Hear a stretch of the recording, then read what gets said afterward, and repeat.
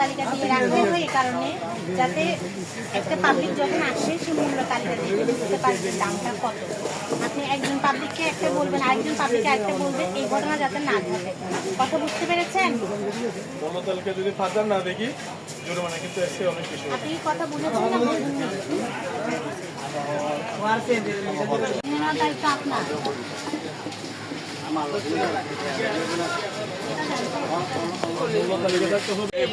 এই দোকানটা পাশেরটা নাম লেখা আছে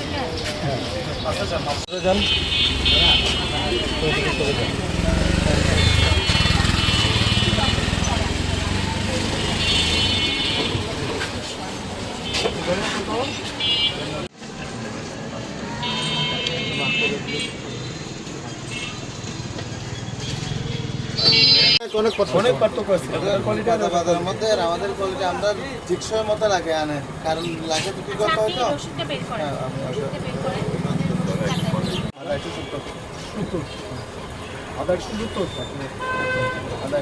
হলুদ হলুদ পেঁয়াজ কত করে? 40 টাকা।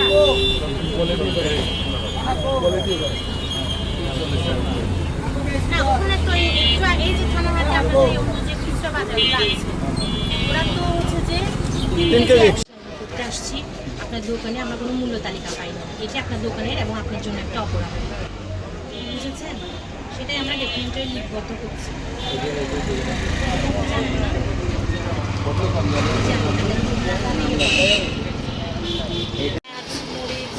তারপরে মটর, হলুদ, চাল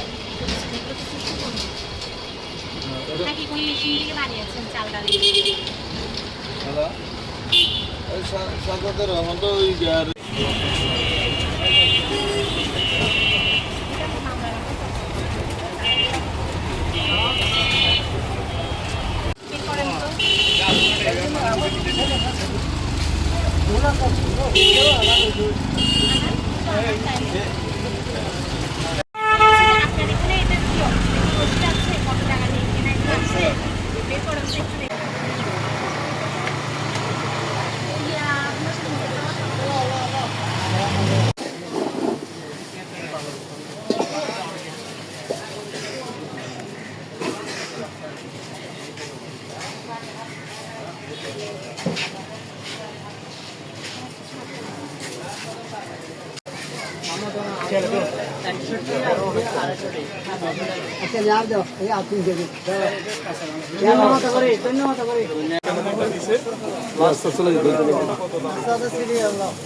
না থাকলে কিন্তু জরিমানা দিতে হবে।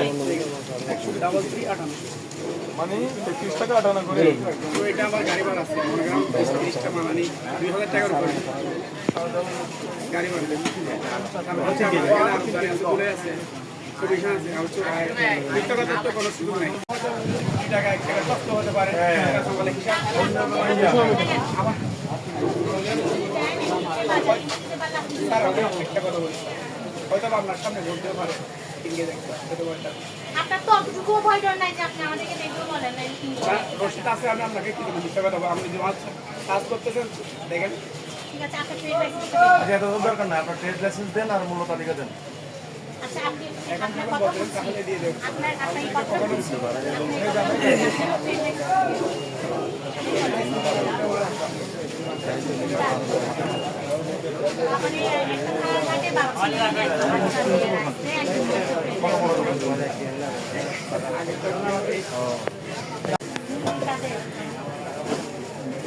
মানুষ মুসলিম ব্যবসার ভিতরে